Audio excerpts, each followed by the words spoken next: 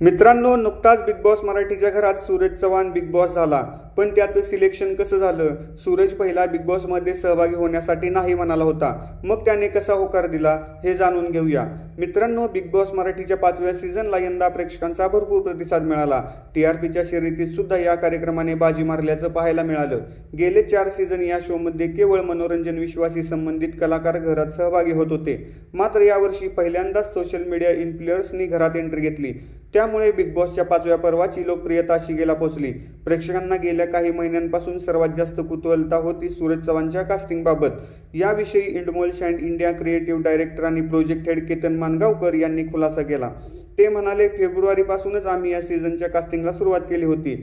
आम्ही प्रत्येकाला वैयक्तिकरित्या भेटलो. आता सूरजबद्दल सांगायचं झालं तर त्याच्यापर्यंत पोहोचण्याचा काहीच मार्ग नव्हता. मी त्याचं फक्त प्रोफाईल पाहिलं होतं. त्यावर एक नंबर होता, तो लागत नव्हता.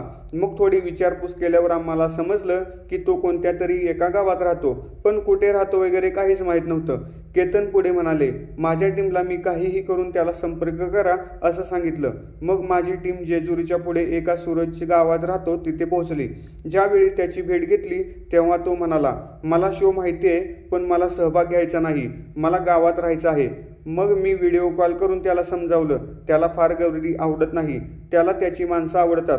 तो गाव सोडून फार तर 1-2 वेळाच बाहेर आला. मी त्याला 2-3 एपिसोड बघ आणि निर्णय घे असं समजावून सांगितलं.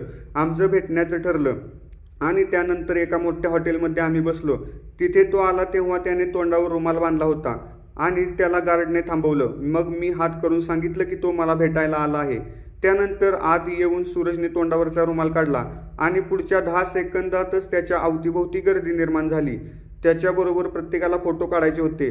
म्हणजे ज्या माणसाला काही वेळापूर्वी आत सोडत नव्हते त्याने रुमाल काढल्यावर एवढी गर्दी निर्माण झाली.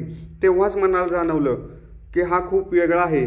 तरीही अंतिम निर्णय मी त्याच्यावरच सोडला. सूरजला काहीच माहीत नव्हतं. एवढं मोठं घर, बाथरूम वगैरे त्याने कधीच पाहिलं नव्हतं. या सगळ्यांची त्याच्या मनात भीती होती, पण मी त्याला भेटून सगळं समजावलं. माझ्या मते सगळ्यात जास्त मी सूरजलाच भेटलो. त्याला हळूहळू आत्मविश्वास आला.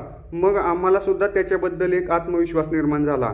मग सगळ्यांशी चर्चा करून आम्ही सूरजला आधी सगळं बाथरूम वगैरे वापरायला शिकवलं, घरातल्या गोष्टी शिकवल्या, त्यानंतर बिग बॉसच्या स्पर्धेत पाठवलं असं केतन मानगावकरांनी सांगितलं. व्हिडिओ आवडला असेल तर लाईक, कमेंट आणि सबस्क्राईब करा. धन्यवाद.